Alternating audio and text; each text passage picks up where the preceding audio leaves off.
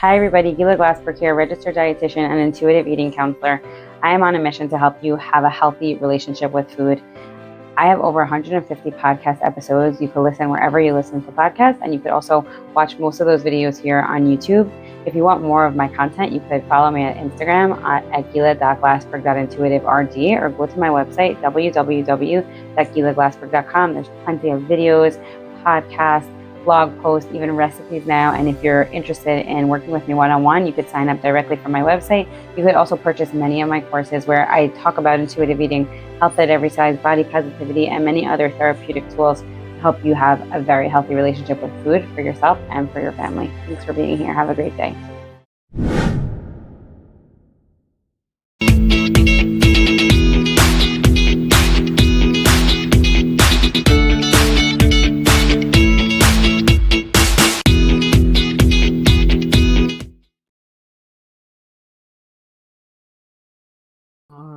Welcome everyone. Gila, we are live on LinkedIn and Instagram. Okay, let's take it away, Gila. Go for it. Okay, great. So I've never done a podcast live, so this is like my first, but this is how I always start my podcast. I'm Gila Glassberg, registered dietitian and intuitive eating counselor. And today I have on the Guttmann Sisters, Amy Guttmann and Evelyn Guttmann. Thank you guys so much for coming on. This is so fun to do it live. It's like a whole different experience. Okay, so I always start out my podcast with just tell me a little bit about yourself. I like to say, where do you live and what do you do? Like, how are you here? Okay, sounds good. First of all, we're happy to be here. So thank you for having us and inviting I'm us. so happy. I heard so much about you and I read about you in magazines and recently I heard about you from a client and I was like, I hope that one day you guys will come on my podcast because like you have so many interesting like different approaches to share. Well, thank you for that. That means a lot. Yeah. So I'll tell you just a little bit about us for those of you who are not familiar. My sister and I are known as the Guttmann Sisters. We're neurodevelopmental occupational therapists. We specialize in anxiety and processing delays. We help families. We train therapists. We work in organizations. And our background is kind of interesting. You asked where we're from. We're from Brooklyn, New York, grew up in Borough Park, but we have been around the world learning and teaching, and we're just grateful for what it is that we do and understanding how the brain and body work. A little background information. I suffered with sensory integration issues as a child. I was actually working in finance when I went to occupational therapy school simultaneously to heal myself. I did very well in life as far as the outside world. Academically was okay. I have great parents, thank God. There was no trauma that could be labeled as to why I was always feeling intense and anxious. And it was in high school when I was trying to figure out how to help myself because honestly, I was hard to live with. My sister was my witness. She could tell you my functioning and my daily tasks were torturous, although I was able to hide it because I was so smart. I've discovered occupational therapy and I went to OT schools to heal myself. And after my life was spared in 9/11 and I was working on Wall Street, I realized that my passion was to really do bigger things and helping the world and making an impact. And I fully committed jumping into it. I started in pediatrics evaluations and with the school system. My sister will tell you her story. We ended up working together in our private practice and that grew into our continuing education company. And now we have a nonprofit where we're aiming towards preventing anxiety and mental health challenges as well. So that's a little bit. Yeah, there's a lot that we do, but go ahead, Evelyn, take it away if you want to share. Yeah, I want to hear your story, Evelyn, also. So I originally have a finance background. I have a degree in accounting, and I guess I figured when I was younger that who needs another therapist out there? Like everyone was going into the field. But I've always been fascinated by the brain and how plastic it is. And I remember I was about to get a job in a big six firm, and I'm like, I switched gears, and I'm like, I really don't have passion for accounting. So I switched and I went into occupational therapy.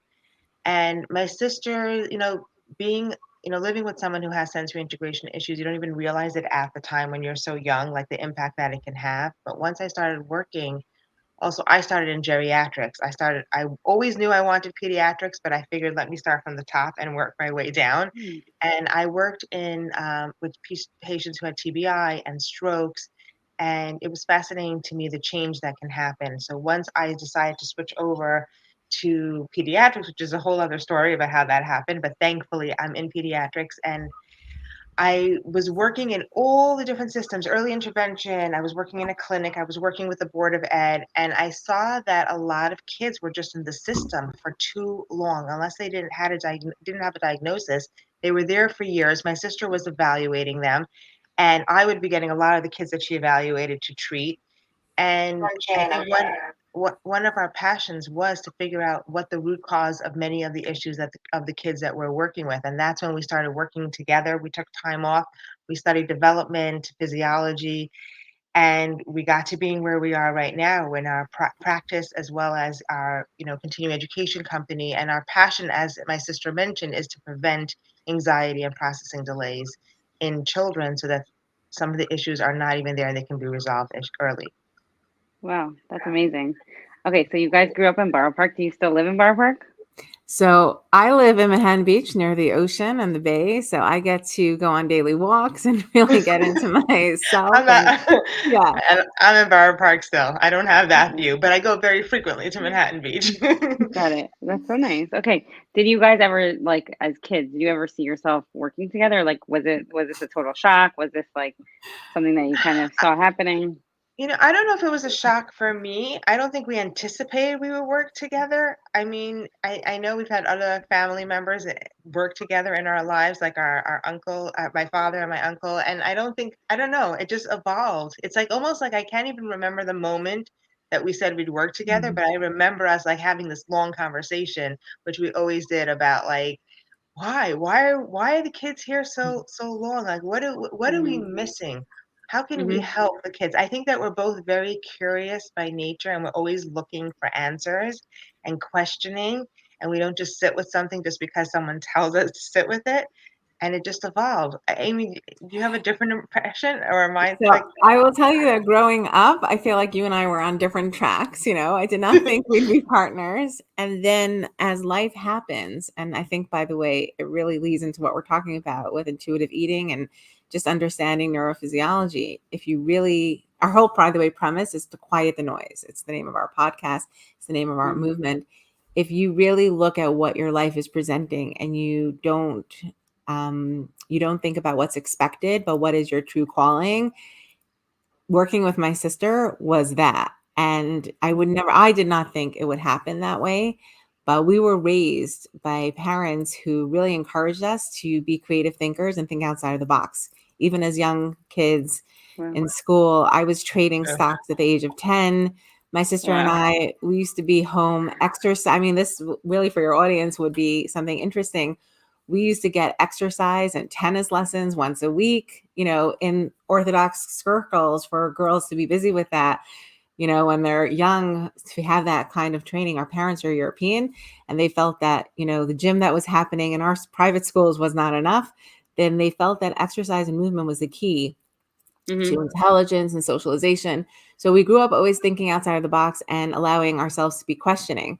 So when Mm-hmm. it came to be that I would be working with my sister, which really was, I think, just as she said, it evolved, it happened to be, we then again allowed our left brain to come into contact, where we made sure once we were an organization in 1999, we got a contract in place. We made Wow. sure we were business Wow. partners to separate that, because there's a lot that Wow. happens when you're working together with family. Yeah. And if you want to create impact, you're going to have differences. That's really the Right. truth. And yeah, I'm just, thank you, Gila, for that question and for allowing me to honor the process of where we're at and to share that about my sister, and to thank you, Evelyn, for, Yeah.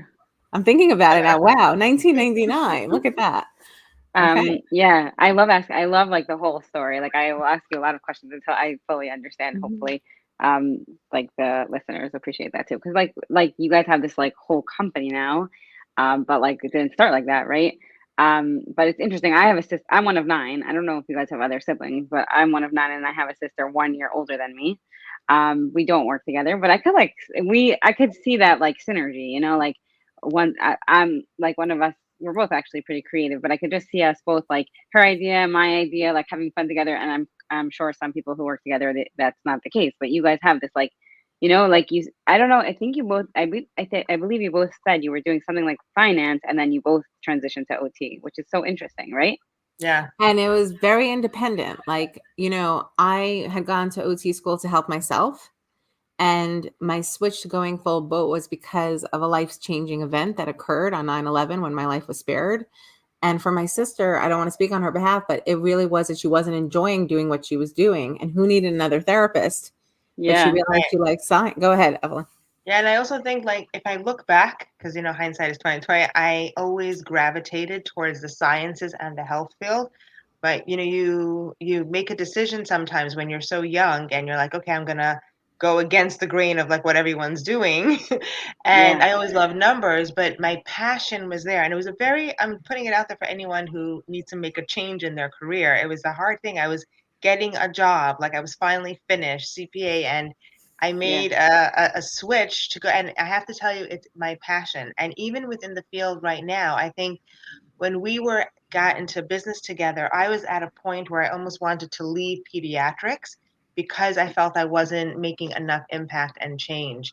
And it was talking to you and the process of switching to what we do right now and thinking a little bit outside the box and looking for answers that got us, I think, to where we are. And it really literally fuels us. I know me for sure every single day to continue to do what I do. So you have to, I always say like you can do what you need to do, but when you love what you do, it's an amazing feeling. I want to just Yeah. add to that that's such a critical piece because our entire approach, which is called hands-on approaches, and there's not one approach. Like a lot of folks always want to know what's the Guttmann approach or Yeah. what's your technique, because we do get success with our clients and with our programming. And it evolved because we were discouraged by what we were practicing, having Mm-hmm. learned in occupational therapy school and having learned and experienced working in the school system. And it was a recurring theme that we would work with children and we would get results. And then a summer later, after the summer, or maybe when they turned into a teenager, or when they had a new stress or they got sick, they would either regress or have new issues that weren't considered under the OT domain. And we were being questioners. We stopped working for a while and traveled to learn and understand normal development across all fields: speech, Wow. psychology, behavior. Wow. And that opened up our eyes to recognize that every individual has a unique brain body profile. So, although Mm-hmm. we have to have standards in order to test and to perform what it is that we're measuring, looking at a person or connecting to a person, or for a person's own journey, whether you're an adult, a parent, you're a leader, you really need to look at that individual profile. And that's what we try and encourage in our talks and in our trainings and in where we mentor and where we supervise and consult, because people think that you need to have a package of what it is that needs to happen. And I think your clients, who is how we connected, having gone through one of our programs, realize that it's not just one piece of knowledge or information Right. or Right. action. It's what she needed individually for herself that we were able to allow her to discover on her own. And I think that Mm-hmm. that's the power in doing this kind of work and connecting with other professionals and recognizing, I don't know everything there is about nutrition. Mm-hmm. A dietitian sometimes has to be called into play, and behavior Mm-hmm. and issues are not always because of OT. Sometimes there is a need for a psychologist or a psychiatrist. We need to understand each profile uniquely, and that's the Mm-hmm. key to getting personal change that lasts. And yeah, Right. thank you for bringing that up, because just in Yeah. hearing you, yeah. Okay, first of all, that's such a cool name, hands-on approach. I love that because it's like, first of all, like, I'm always looking for like a good tagline and a good name for my business. And it's like that really encompasses what you're trying to do. Like it's a hands-on approach. And like you said before, every person's so different. And of course, for me, what's coming up is that like this is so similar to like the intuitive eating journey and process that like Evelyn Tribole and Elise Resch went on when they wrote the book. I don't know if you're familiar with the authors, but basically they were working in the field of nutrition, private practice, putting people on diets, or they call it like sensible meal plans, like not even trying to get them to be so restrictive. You could have one cookie, not two, whatever. And like Amy, you kind of just said that, like, yeah, they would get results, quote unquote, meaning people would lose weight in the short term, but they would always come back having gained back the weight plus more, but not just weight gain. It was like this added sense of guilt and shame and body hatred and frustration. And I'm not exaggerating. Like my clients Oh, come to me with such self-loathing and internalization of like, it's my fault. I lack self-control. What's wrong with me? I did it once. Why can't I do it again? Whereas like a a diet is so black and white, and a like a one nutrition approach is so black and white. That's not how it works. We don't all fit into a box. Like none of us do. So Right. I see like such a overlap between those two things. 100%. I mean, that is really the essence of anything that we're thinking about, whether it's food, whether it's going to be time management, but how much more so to food. And I would love to get a little bit deeper, Gila, into why, when it comes to food, that's really where we get stuck in that loop response. And what you mentioned, those points of shame and guilt and self doubt come into play because it's connected to something that's really basic for our survival. But in Hmm. today's culture, it's become more than us eating to live. We're also having the perception of what the world is looking upon us, how we're being viewed by our spouses, perhaps our children, perhaps our workers. The whole society is really viewing us based on how we're eating, what we're eating. And then that's one component. And then individually, there's that physiological piece that as many times as we try to work on dieting or working on food control, Yeah. we end up hurting ourselves and sabotage. And there's a Yeah. reason. There's a real Yeah. neurophysiological reason. And as much as we're hearing it, let's say, right? If you're listening to the world and they're saying, feel your body, feel what you need to do. For some of us, that's hard, impossible, and there's a struggle in that. So we need to Hmm. really identify what's that root cause for that. Yeah, Evelyn, I'm sorry, I didn't Yeah. want to interrupt if you No, had a no, question. no. I agree with you on that. I feel like we need to talk about this a little bit more and understand a little bit more because I think we can sometimes be so influenced by others out there and what the culture or what people are saying, and it's hard sometimes to sort of like what we are thing is quiet the noise and really understand that there's physiologically a root cause for everything. Every single person is different, and to really like to get rid of the shame and the feeling of you have to do what's good for you and understand why you're doing it and to be confident in that and secure in that in order to make the changes that we each individually need for ourselves. Yeah. So, okay. So for people who are listening, I'm not even sure if they know what you mean when you say like everything's like physiologically going on. So could you, I guess like I'm giving you guys the floor now. Could you explain to Sure. us like what you do, I guess, like generally speaking, and then how I really want to hear about how you guys have this whole approach to food because like I think that is kind of like I'm always looking for the missing piece when I tell people like, tune into your hunger, tune into your fullness, and like there's a gap because it's for me, I see it as like they've been dieting for forever, but I'm sure there's so many different reasons that I'm not privy to and I want to hear. Sure. So I guess I'll start the role, just Okay. start from the beginning. We'll do something a little bit more easy just to understand, and then we'll get deeper into the parts that have to do with food. So the first Okay. thing to understand is that our brain and our body, we know that we have genetics and we have nurture, right, which is coming from our caregivers in the world. But physiologically, or how is our body responding to information from outside the scope of nurture and genetics, relies on three components: our sensory integration systems, which are our eight senses, not our five senses. Let me tell you the eight senses. There's the Okay. five that your sense of vision, your auditory sense for hearing, olfactory sense for smelling, gustatory sense, which is taste, and tactile sense, which is touch. And then we have three hidden systems. One of them is called the proprioceptive system, which is our system that allows us to tell us where our joints are in place. Our vestibular system, which is our sense of balance, and a very important one called the interoceptive system, which is the awareness of how our organs internally are communicating with our brain.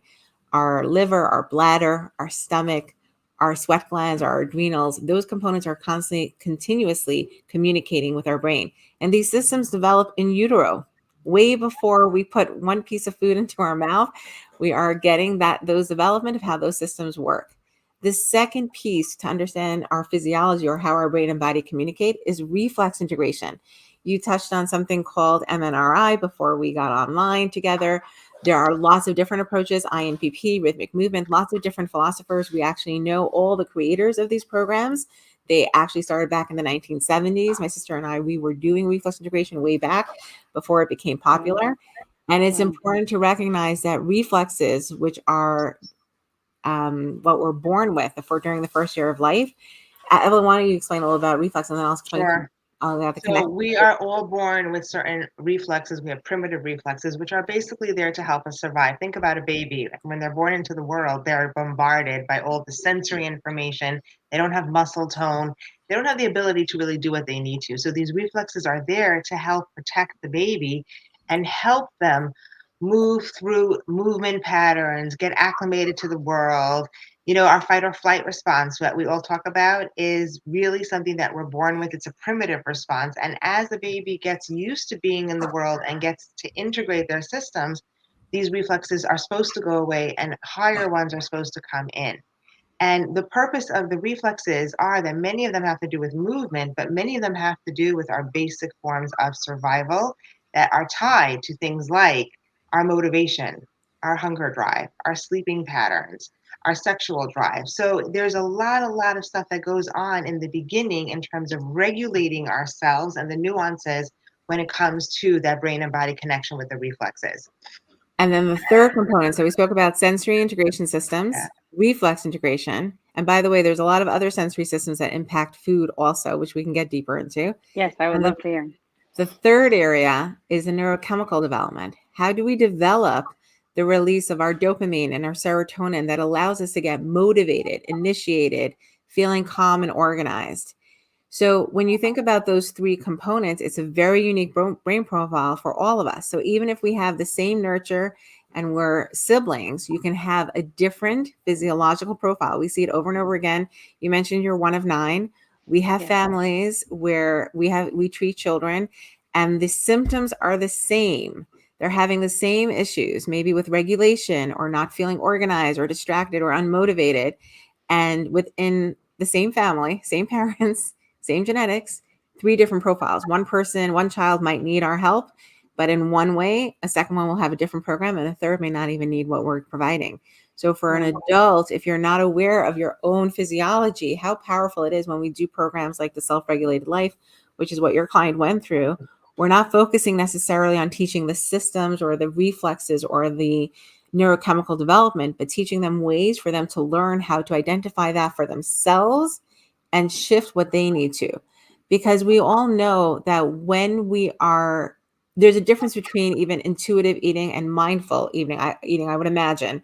I'm not so familiar with the terms, but being mindful means that you're being aware of what it is you're eating and what it is that you're feeling while you eat. Mm-hmm. I would imagine Mm-hmm. that intuitive eating also has to do with the sense like, am I even hungry to begin with? Let's take Right. one step before the experience. Like, is this, we talk about emotional eating, we talk about different ways of needing to satisfy our needs. But if we Mm-hmm. don't use our brain and our cognitive components and we can use our physiology, how powerful that is, because that's Mm-hmm. our instinctive response, right? We're first crying for food because of a physiological need. No one told us cry for food and get fed and you will grow hair and your brain will grow and all that. It's an Mm-hmm. actual basic need. And if that's been interrupted for someone, then that may inhibit their ability to be in tune to what it is that they're feeling. They may not know what it means to really be hungry when we talk about that, or what they feel in the moment of emotions, because being sad or happy is not a real term for our body. It's what we bring taught and how we perceive the world, and what my happiness is different for you, what my sadness is different for you. But our body responds to what it needs to in that moment. So intuitive eating and the physiological response are very much connected, because if Mm-hmm. we're not in tune to our physiology, then sometimes we may not know that we're having that lack of awareness of where we stand with hunger, where we stand with thirst, where we stand with our frustrations, our emotions. Does that Yeah. make sense? Yeah, it makes perfect sense. Actually, I just want to jump in for a second. Okay, so first of all, mindfulness is a component of intuitive eating, but intuitive eating there's 10 principles and they're all designed to help the client have a healthy relationship with food. So it's funny because the way that I like to teach it is I teach my clients about hunger fullness, like based on the hunger fullness scale. I'm not sure if you're familiar, but it's like a hunger rate. It's a scale from 0 to 10, 0 being ravenously starving, think fast day, and 10 is like painfully stuffed, possibly nauseous. You might have to unbutton your skirt. Those are like the two extremes, right? So when I ask clients, "Are you hungry now? When was the last time you ate? What does it feel like in your body?" Some could identify and some could not. Like I say, we tend to think of hunger as our stomach growling, but that's very often a more extreme form of hunger, right? They don't think that. Or let's say, I want to hear more about it from your perspective, but let's say when you said like things interfere with that, for my clients, things that have interfered with that is a parent potentially saying, you can't be hungry, you just ate, or take one more bite, you got to have your protein, right? So, or dieting, just in general, dieting, telling them like, I really shouldn't eat this, all the guilt and shame. So they don't really even know what hunger feels like. And my job is to help them figure that out based on the hunger fullness scale and give them, you could feel hunger in your mood change, you could feel hunger in your head, you could start thinking about food more. And of course, that could also just be because you're bored or because a learned behavior. And then when they learn like a lot about physical hunger and fullness, then I'm like, okay, now let's talk about emotional hunger, because now you have a really good sense of like when you get that hunger cue, when you do feel hangry, when you do feel like you have a headache, check in. When was the last time that you ate? So I try really hard to like give them that physical foundation of hunger fullness, and then they could at least they could differentiate like, this is not physical hunger, this is because I'm bored, I'm upset, I'm anxious. And sometimes they could use another coping strategy and sometimes they can't, but that's part of the learning process. 100%. I was going to say, like, listening to you and when you were talking about people perceiving their hunger and they may not even know it. And going back to childhood, if you think about what we just discussed, that when we are developing as children, if everything is developing okay and we have our hunger drive in check, which, by the way, many people have to consider they may not have that in check looking back at childhood.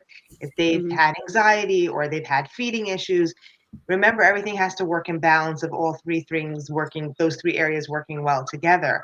But let's say everything was going okay with their hunger drive. Children innately, they get hungry, they cry, so we feed that need.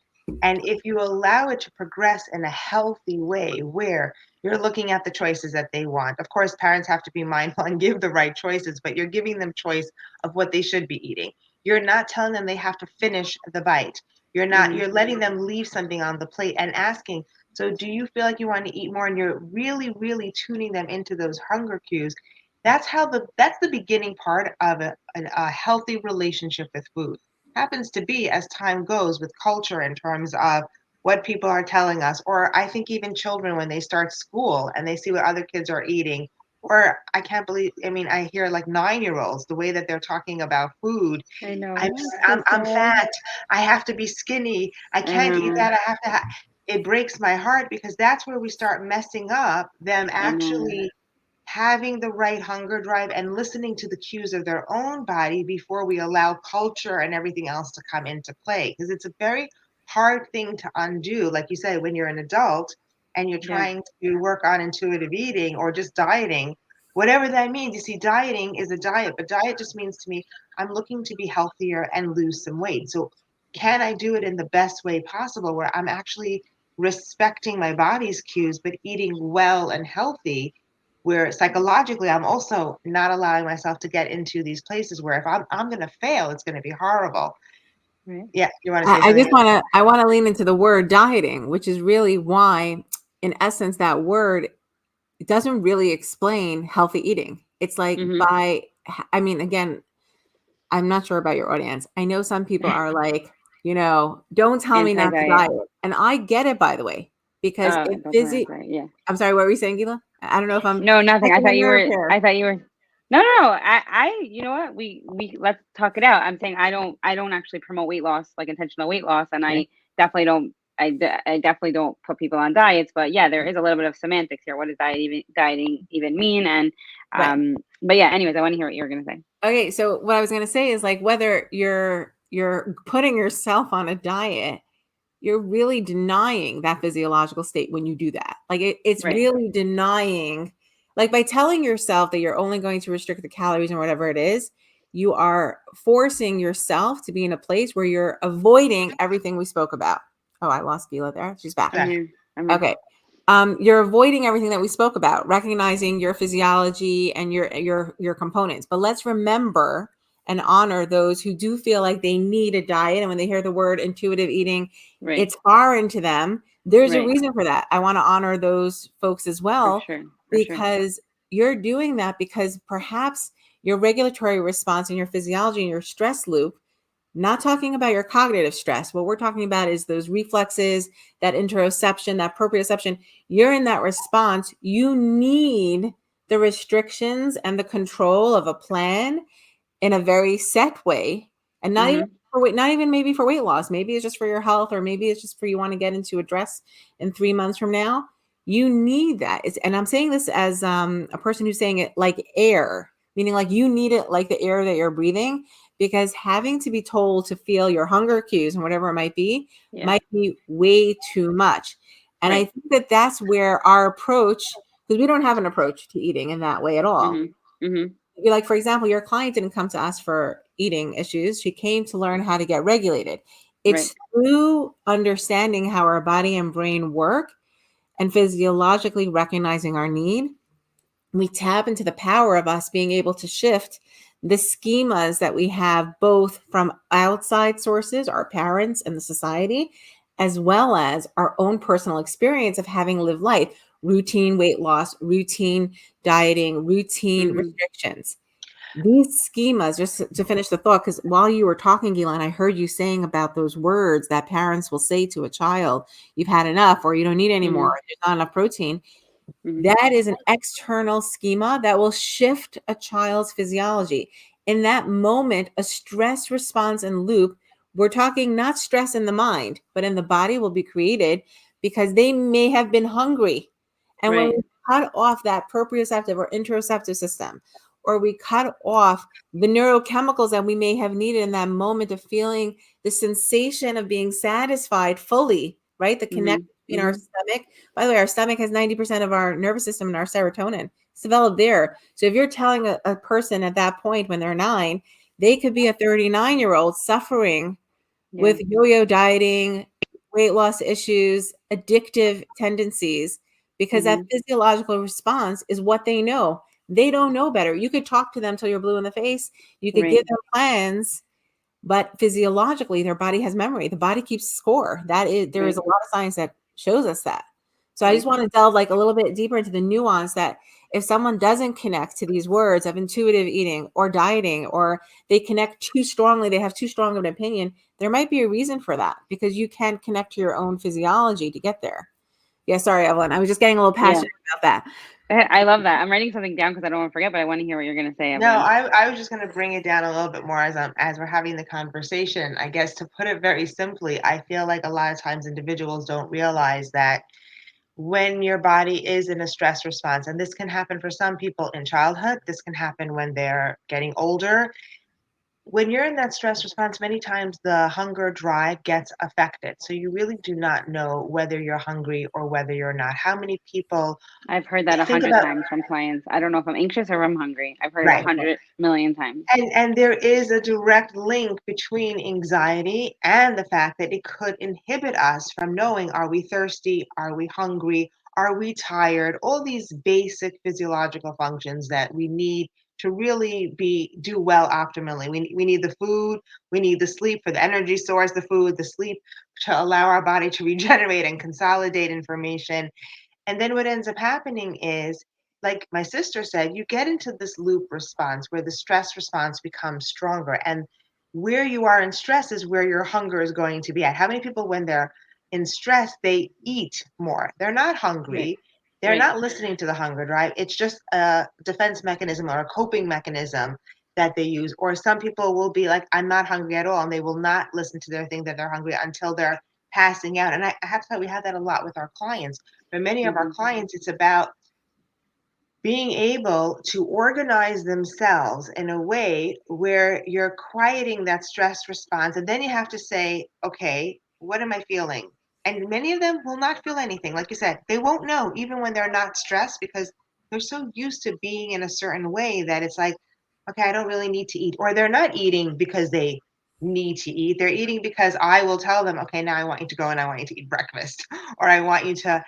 And I think that part of whatever it is anyone does for, I'm not even going to use the word diet, for eating every single day and being in tune with our basic needs, is being able to regulate and organize ourselves so that we allow those cues to come in. Because anyone who's anxious, like my sister said, their interoceptive system, identifying what the cues are, is going to be a little bit off. And it's going to cause that sometimes even more of a stress response. Imagine that you don't know if you're hungry or you're not, and then you're like, do I eat? Do I not eat? And Right. it becomes hard for that person. And what's Yeah. interesting is that when you work on the systems, that, I mean, we can tell you from our own experience, we ask parents, are they hungry or are they thirstier? And they're always confused. Like, if you're working on their vestibular system, why are you asking about their hunger drive? Yeah. And we're explaining to them because through that regulatory response, physiologically, instead of us using our mind and sharing with them, the person has the freedom to feel. Like, I just want to explain to you how powerful that is, because I know for myself that I can turn this switch on and off, not by me deciding, oh, I'm going to eat well now for the next 3 months or 5 months or forever. It matters that I take a day-to-day step to be connected to who Amy is physiologically. So then I can go to my choices of, oh, I know this is not healthy, or let me enjoy this piece of chocolate fully. And I don't even have to be conscious about it. I don't have to sit there and say, oh, do I want this piece of chocolate or not?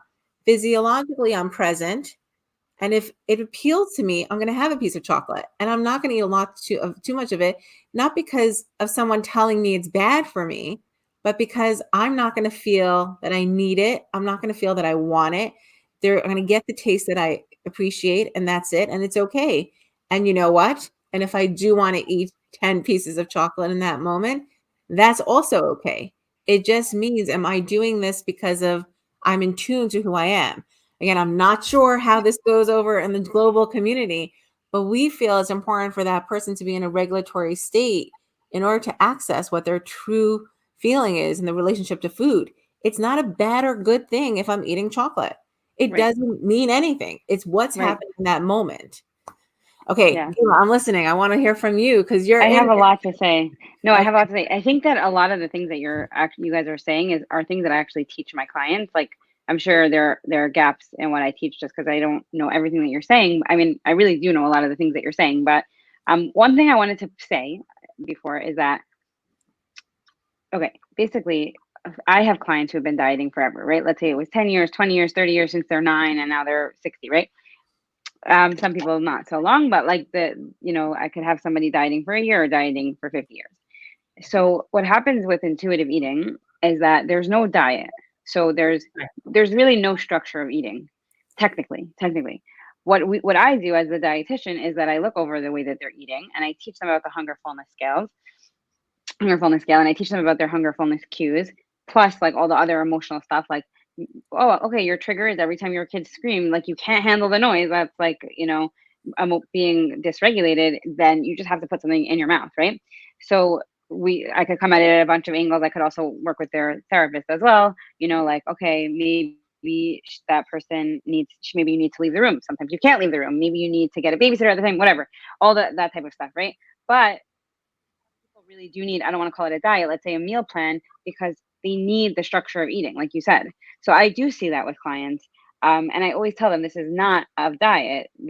I call it like a flexible meal plan. So we have a spreadsheet, and some clients like to map it out the whole week. Some clients just like meal ideas, snack ideas. And I see that different clients, work so differently. But I do see that with a lot of clients, they struggle to go from that rigid dieting to a little bit more flexibility, because they really do need the structure.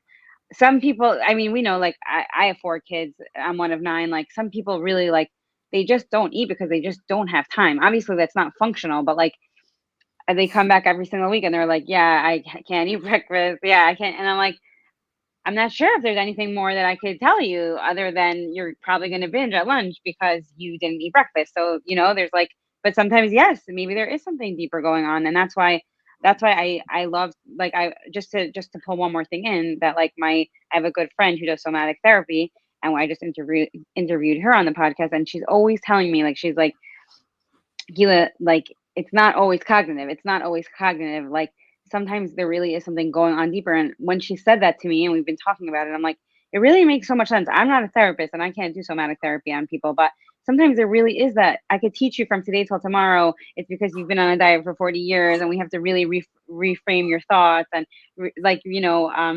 change those neural pathways like you've been reinforcing over and over again. But therefore when that client told me that you guys helped her with regulating her eating, I was like, there is a missing piece here, you know? So I'm getting excited listening to you because first of all, I'm resonating with the clients that you're talking about because I had that issue as well where I would forget to eat. And again, I'm going to lean into this and share with everyone publicly again. When I am not in that physiological place of regulation, the old patterns will come in because our Mm, cognitive brain is what it is that gives us that security and safety. We can say to ourselves, well, in this moment, I can shut down my body and brain because, hey, they've been with me all my life. And I need to get the task done of what I need to do with the dishes in the sink, the final right, deadline, whatever it is. We right, shut down ourselves. We're punishing ourselves, but not cognitively, right. physiologically.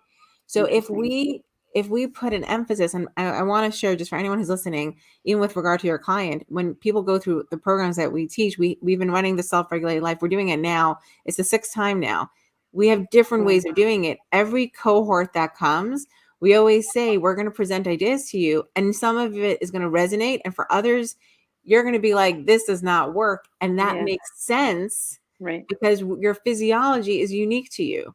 So, right. what I'm going to do, what Amy's going to do, what Evelyn's going to do, and Gila, in order to get into that state of equilibrium, is going to be unique. So, being on the other side where you're teaching them the skill sets, it's twofold: regulation and also initiation and motivation, which is what that somatic therapist friend of yours was saying. It's not cognitive. Sometimes we're not Hmm. able to sustain the motivation, not because of our situation in life, but because of our physiology. We have loop responses that have to do with these systems and reflexes and neurochemical components that impact that as well. We see it from, not to be extreme, but Holocaust survivors who were Hmm. able, they talk about how they were able to feel happiness. And when they ate a potato, it was like eating a full meal. And Right. others were seeing it as if they were starving.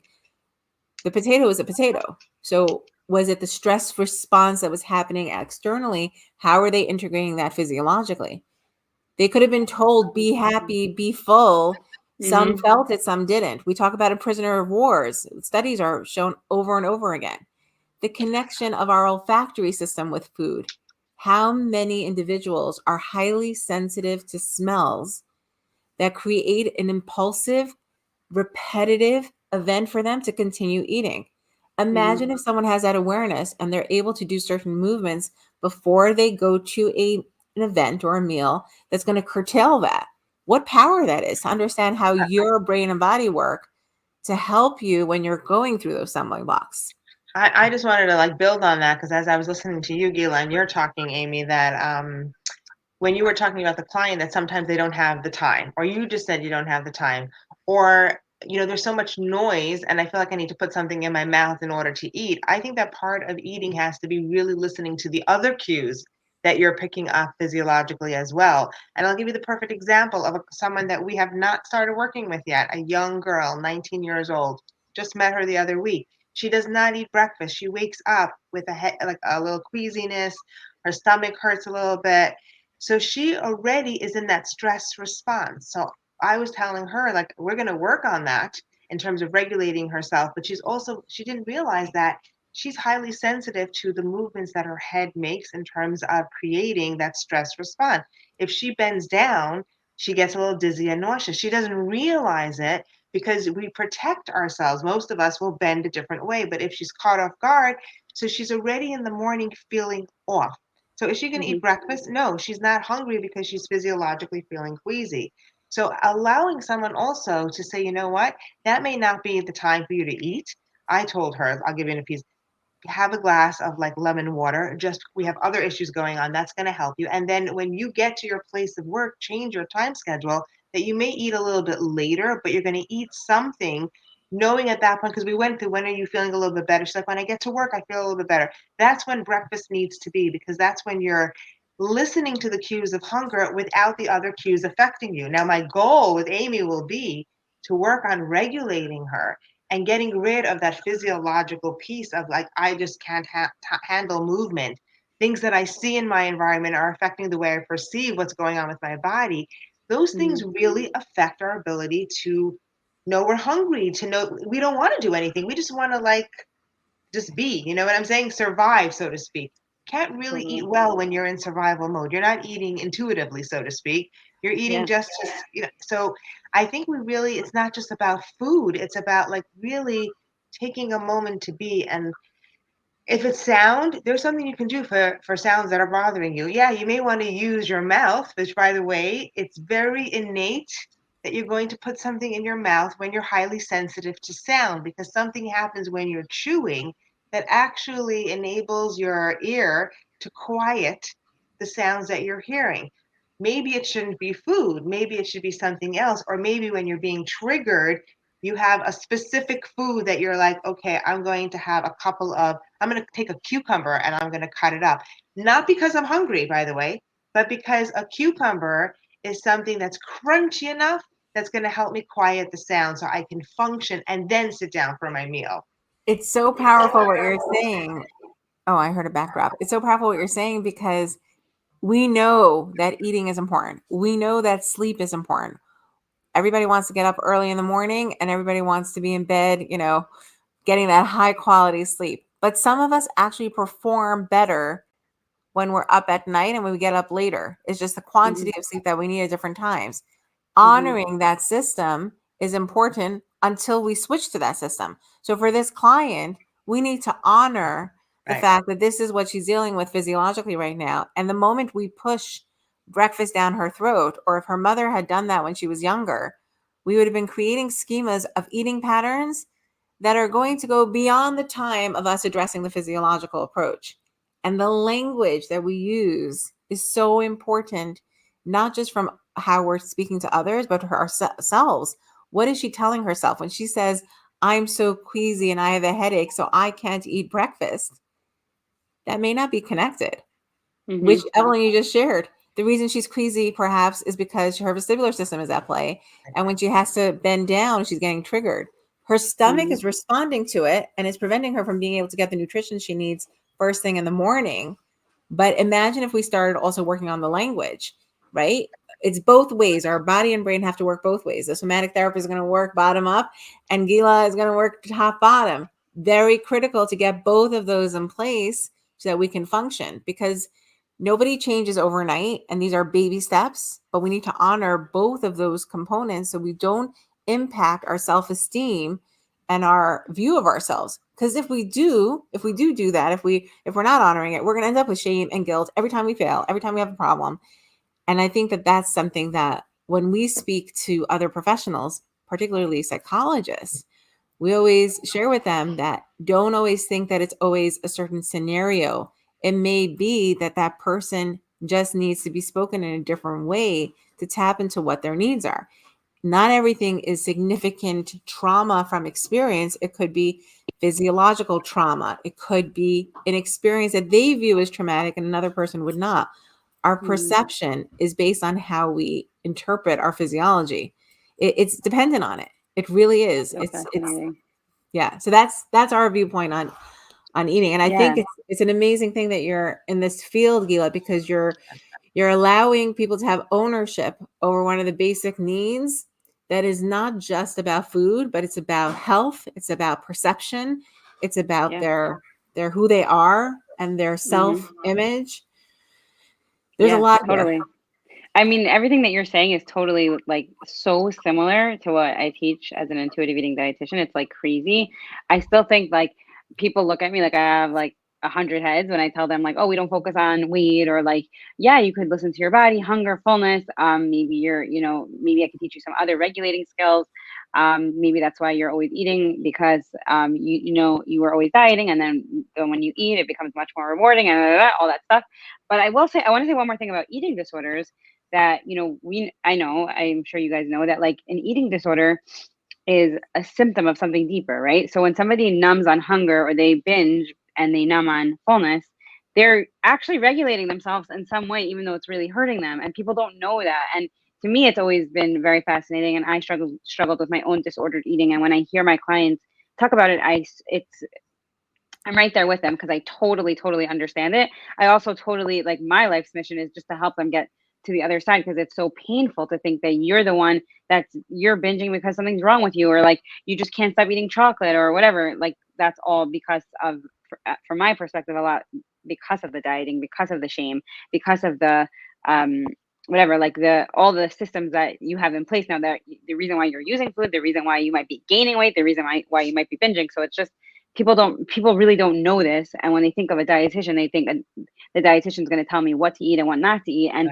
even from what you guys were just saying, like the hands-on approach, like it's very disrespectful to a client. That's what intuitive eating is about. Like, I am not the expert of your body, you're the expert of your own body. I can give you tools, I can give you skills, I can give you ideas, but I'm here to coach you to figure it out. And it's really very similar to what you guys are saying.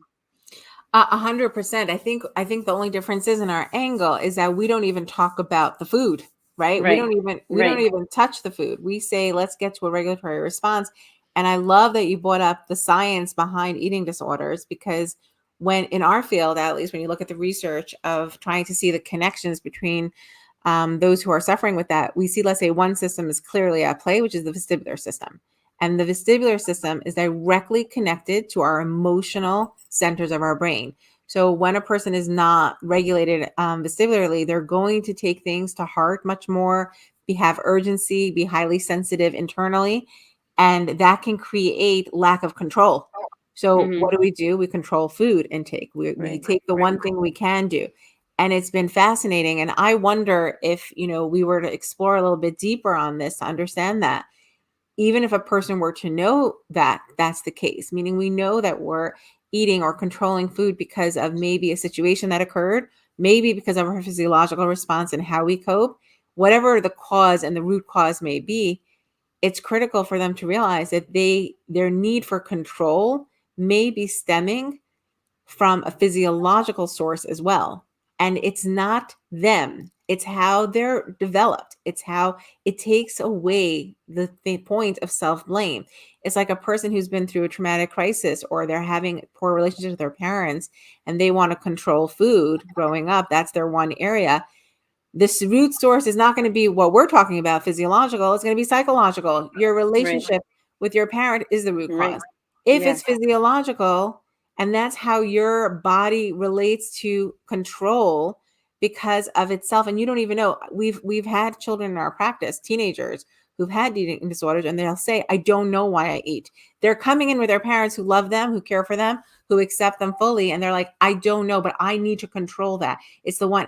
And then we work on the physiological response. And that's why I was saying, we always ask the question from parents, is their eating increase? Are they thirstier? And parents are like, yeah, I didn't even realize. And we're like, well, that's why sometimes, because, and we need to be respectful of all of it. And OTs, if you're listening, don't get stuck that everything having to do with eating is physiological. Sometimes there's a psychological trauma, and make sure you're honoring that, because as soon as you reach the point where you think it's your box and your frame of reference, you're in trouble and you're not serving fully. And I think that every single person, that's where that unique approach comes into play, where you say, what do you need? Like your client resonated with certain challenges or exercises clearly, because we have a chat that allows us to engage with them fully while they're experiencing it. And she did not resonate with others. And there's a reason. It's her physiology. It's her unique experience. We need to really honor that. Yeah, that's speaking to me very much on like an individual level, not even on a personal level. I mean, I would love to like just learn more from you guys and explore. Hopefully I can use it with my clients, because it's like I always did feel that there's like some sort of gap with intuitive eating. And there's gaps in so many different systems, but like for me, right? So I said, I'm the fourth of nine. I didn't live at home when I was in high school. I developed this very severe disordered eating. Baruch Hashem, never turned into an eating disorder, but like those OCD tendencies that I was able to like use food to grab onto.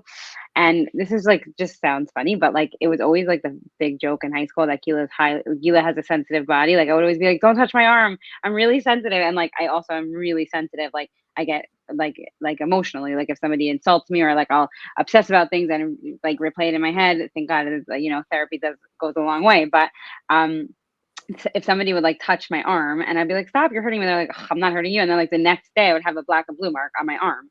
Or like, for example, when I gave birth, this happens to me every single time.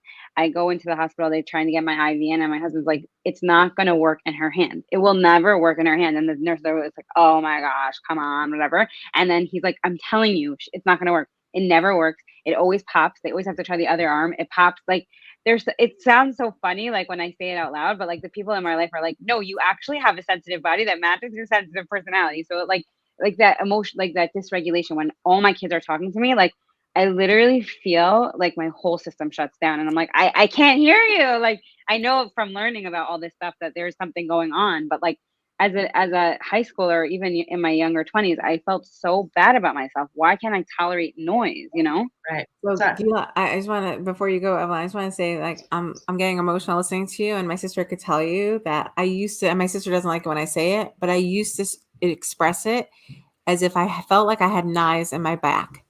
And Totally. when when the world hears that, they might think, oh, you're extremist, Yeah. but Right. that's what I felt like when I had these sensations. They're so, so intense. Sorry, Evelyn. So first of all, I just I want to totally honor get you. that. I want to honor you, Gila, just for what you do and in the way you just expressed yourself. And I was listening to you, I was also getting emotional because for me, I feel that so many people experience things like that with their body. And it has to do with being in tune and understanding that this is what I'm going through and having it acknowledged. And I think for a lot of people, and I think this is a big part of also what we do, while we do treat the physiology, one of my biggest goals, and I'll take this example that I gave of this 19-year-old, is to really honor and acknowledge that, yes, it makes sense. That is why you're going through this. Your auditory system is in hyperdrive, maybe because you experience things through movement. They're both in the ear. Maybe you're having more of a fight or flight response. And when you understand that there's a connection and that there's a reason that can cause also why you're eating versus the fact that I'm not really hungry, Right. people need to know that. It may not Yeah. give you the solution. It may not really solve the physiological reason, but it allows you to pause and say, hey, I'm not hungry. I'm really, or I feel that pain. I have an overly sensitive body because perhaps I have A, X, Y, and Z, or I'm experiencing dysregulation through my sensory systems, or perhaps I have a heightened fight or flight response. So my nervous system is always in overdrive.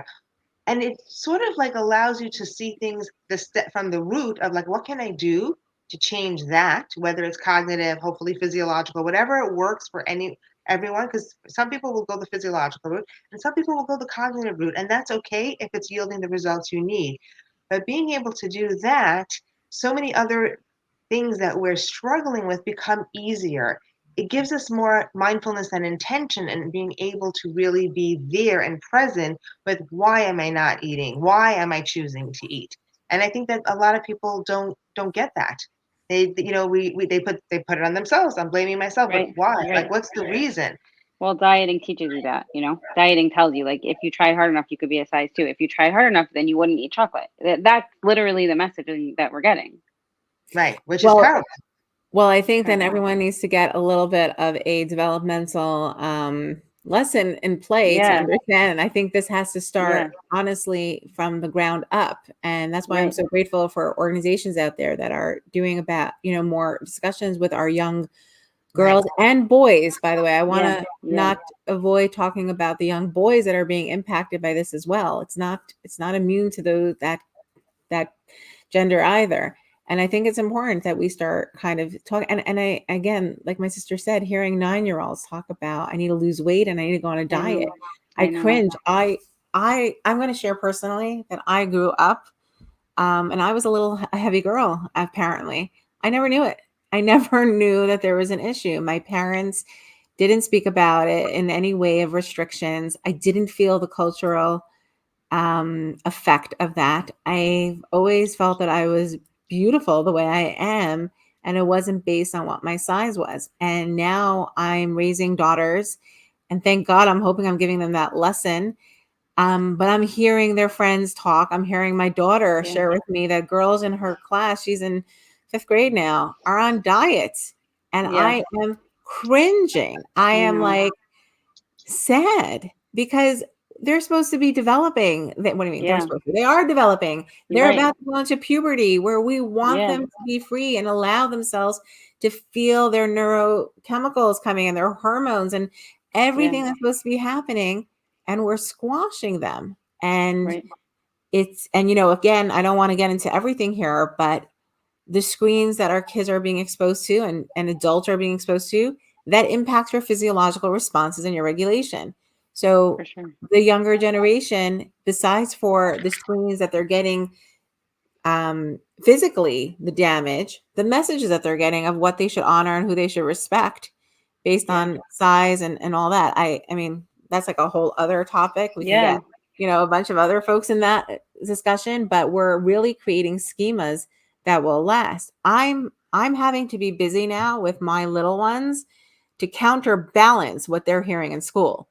My Right. mother didn't have Right. to have this discussion with me when Right. I was growing Right. up, but I need to. And by the way, the moment that you think like you're doing a good job, I just want to tell parents out there, I'm not a parenting expert because I have not parented thousands. We're very good at understanding how to communicate with kids based on their brain profile.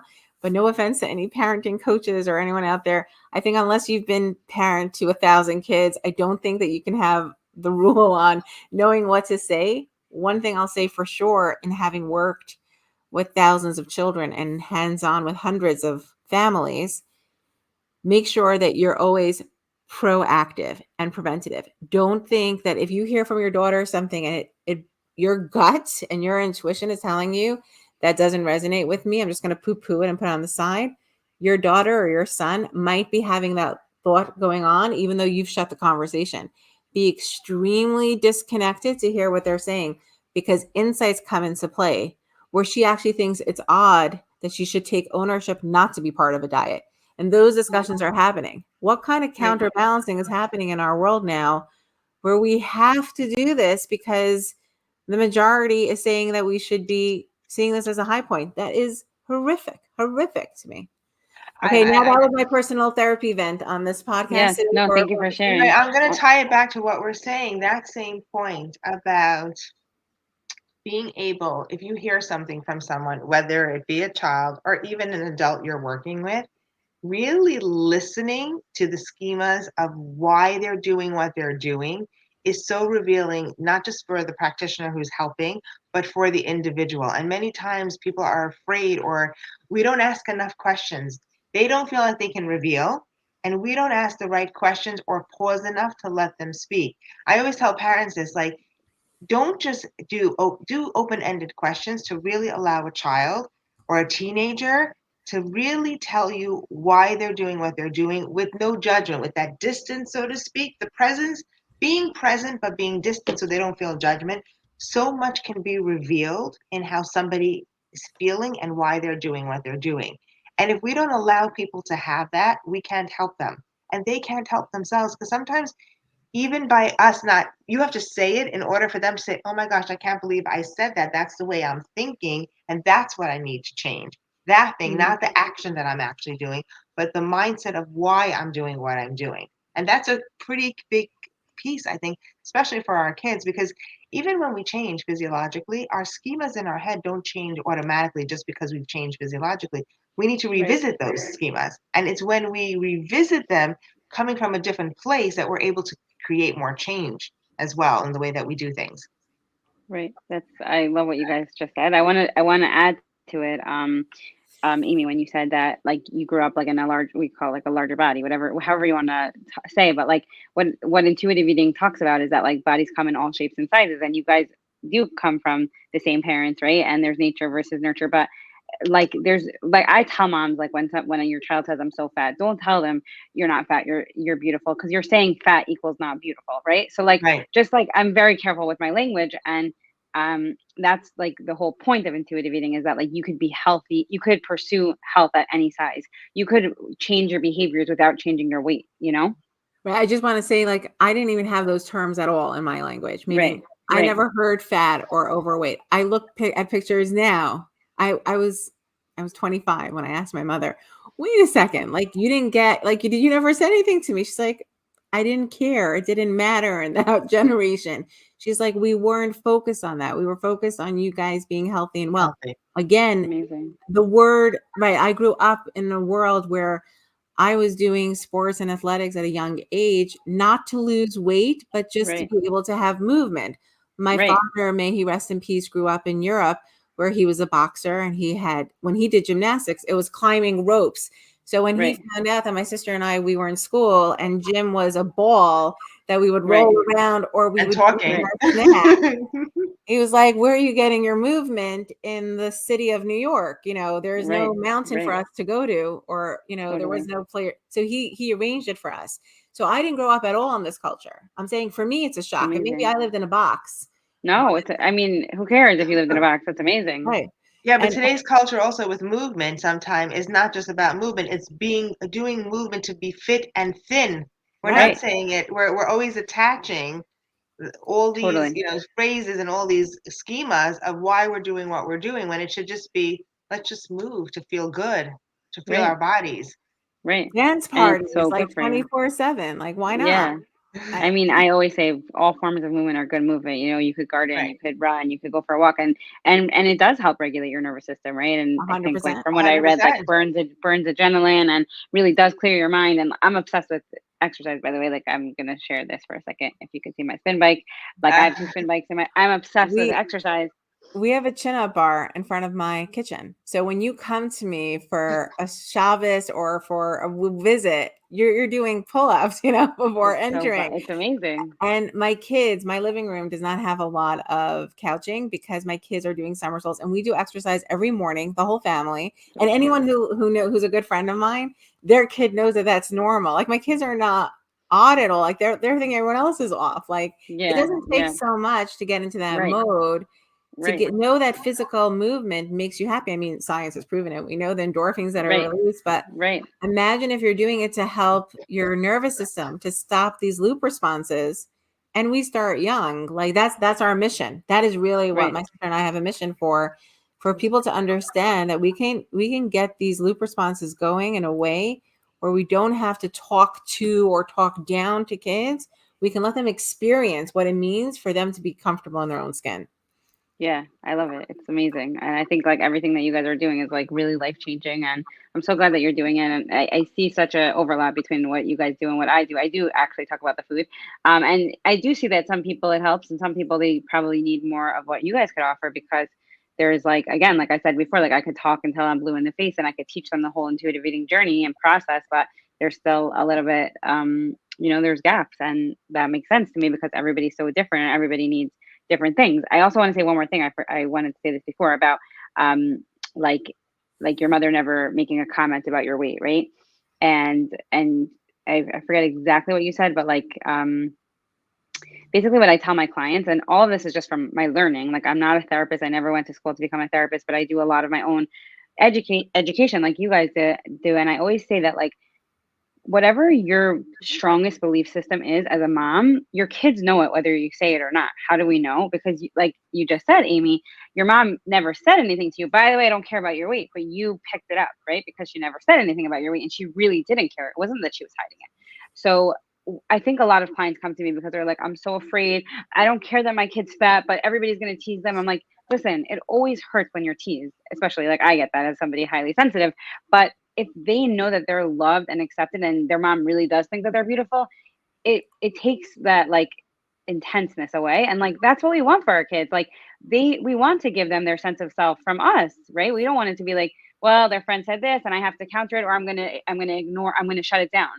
I'm gonna shut down the conversation. And like that's where I feel like everything is so integrated. Like I heard Brene Brown say this once in an interview that like one of like the like the one of the leading causes of death is like loneliness, like when she said that. And like I actually trust her research, and I was like, it's so funny because everybody's like the leading cause of death is like eating pizza, is like being overweight. And like we don't allow ourselves to believe that, like, when you feel sad, like you guys are talking about this, it affects all of our systems, and we feel, like, and people don't like believe that. And also, just I love what you're sharing, Gila, because how about let's build on that. Just one more point. And if you're feeling sad, be sad. It's Right. okay. You don't have Right. to not sit with it. Sit with it. Right. Allow yourself Right. to be there. Like, if I would have come home and said, they're mocking me and they're teasing me, and then my mother would share the experience, the moment she denies, oh, you don't need to be worrying Yeah. about that. Right. I don't exist. I don't Right. exist. And then you've Right. denied who I am. When my daughter is saying it's bothering her and she doesn't, I need to have a dialogues with her. I can't Yeah, squash that because for for sure. some reason she's thinking about it. I'm looking at the chat because we are doing this live, and someone was I'm just getting mentioning, my charger, by the way. Okay, I'm sure. listening. Someone was saying it's interesting because she grew up with the older generation. We're super focused on not being heavy.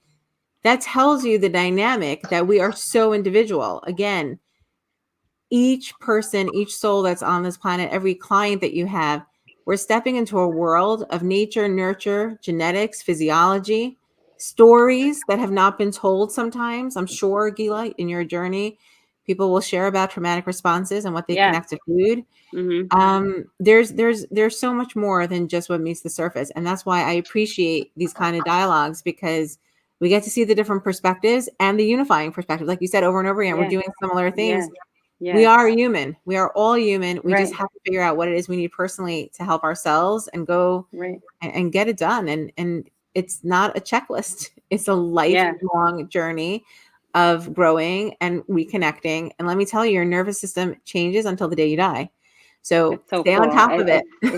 It's so cool. I want to say one more thing. I hope it's not like too triggering, but just because it just came up for me when we were talking about this, that like I've had many clients that have been sexually abused, and of course they use food to cope with that. Whether it's numbing on hunger, numbing on fullness, just feeling horrible, disgust, a lot of disgust. And what I've found like over and over again is that like if a mom said like, oh, it's not such a big deal, or if it happens in every family, like you said, you don't like the trauma, like the pain, the amount of therapy necessary is you can't compare it to a client who was, of course it's traumatic, but somebody saw them, somebody helped them, somebody was there for them, somebody validated them. And it's like we think again, like we said before, like, oh, those are just like nice things to do, validate someone. But really, like I do believe that it affects your physiology. I do believe that it affects all the schemas in your head. How could it not? And like I just see it so much with my clients. Like that's a perfect example of like this client is doing okay and this client is not doing okay because she was told like, what's the big deal that you were sexually abused? Like it's real. Science is proving this, Gila. We're seeing it over and over again. There are scientific studies that are done on folks who are orphans, who've been neglected, those who were taken in as babies, and how their brains, even if they were separated by birth, twin studies that show, and it's the whole ACEs study, right, which is talking about traumatic responses, those who may have been sexually abused, and what their results are in their development of diabetes, obesity. They did like a 30, I think it was 25 or 30-year study where they followed up with these folks. We see how their entire brain chemistry and their physiological needs will shift because of that. This is really, really critical. Yeah. I was just going to add to that because especially when we do our self-regulated life or we do work privately with clients, some of them do it privately through us. And I was just thinking of this one client where we were talking about our reflection and our perception of ourself and bringing self-compassion in for you personally. Like when you're able to do that for yourself, you're able to do that for others. And she was talking about the relationship that she had with her mother. Like the realization was that it was, oh my gosh, something that my mother told me or the way that she treated me, and trying to make peace with that and trying to mend that relationship when I was trying to steer her to understand that it's the things that weren't said. And you know what? Parents don't mean sometimes what they're saying. They don't realize the impact. We're all trying to do the best with parenting. You don't realize that it's hopefully these things when we're talking about it, it makes someone pause and say, hey, how is it that I'm communicating? What is the language I'm using? What is the message? And for this Totally. person, that was an eye-opening moment where if she can let go of that or see she is not what her mother said that she was, especially, I mean, this is a 45-year-old woman who has 5 kids of her own. And Yeah. one of the realizations she made was, oh my gosh, how am I speaking to my children? Am I Yeah. repeating what I'm hearing, even though I'm trying to work on myself? Because she hasn't like made peace with that, who knows how she's speaking? So it's really about what you were saying, that validation and the acknowledgement of we are a product of our upbringing and the things that are said to us, but it doesn't mean that we are what was said to us. We are who Right. we are.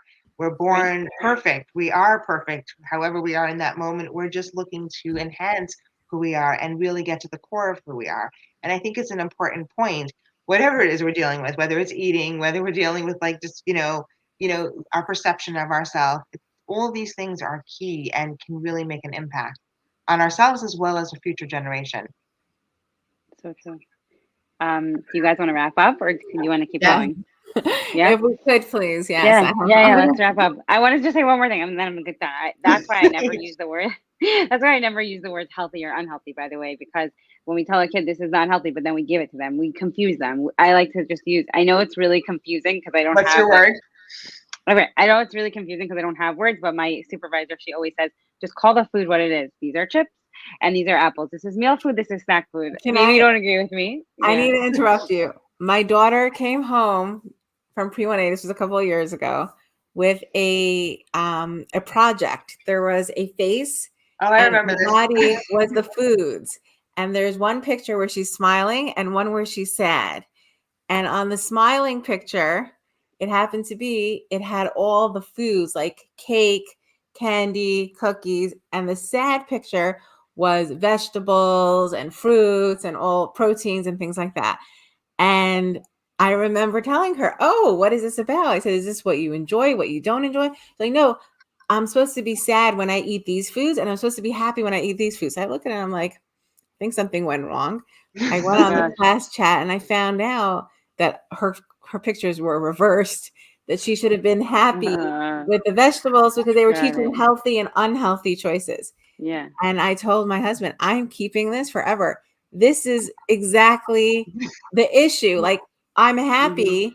She Yeah. went with what she likes, and that's Yeah. what she perceived. So, like Yeah. what you said about healthy, unhealthy, Right. a piece of chocolate might be healthy in that moment for that Yeah. person, healthy. It's context. It's context. Yes. So, I and you know. know what? A broccoli or a cabbage might be making someone feel terribly Yeah. afterward and heavy, and that's not the right food. So I think my daughter and that mistake was living proof of how we should really be teaching food choices. So you Totally. triggered that in me when you said healthy, unhealthy. Sorry, go ahead. Totally. Thank Yeah, you. Okay. take it No. So home, let's. Dila. No. So we're good. Thank you guys Yeah. so much for joining. Thank This will be you. available for rewatch on Instagram, right? LinkedIn. It will be available on my podcast for audio. And if you guys, I'll put all your information in the show notes so people could reach out to you if they want to do any of your courses or classes. And it's been a pleasure. I really enjoyed this conversation. I learned so much. I know that my listeners will learn so much, and your listeners. And thank you. Thank you so much. Thank Thank you. you, Dila, Been a for pleasure. attending. All right, take care. We're going to take it home now. Okay.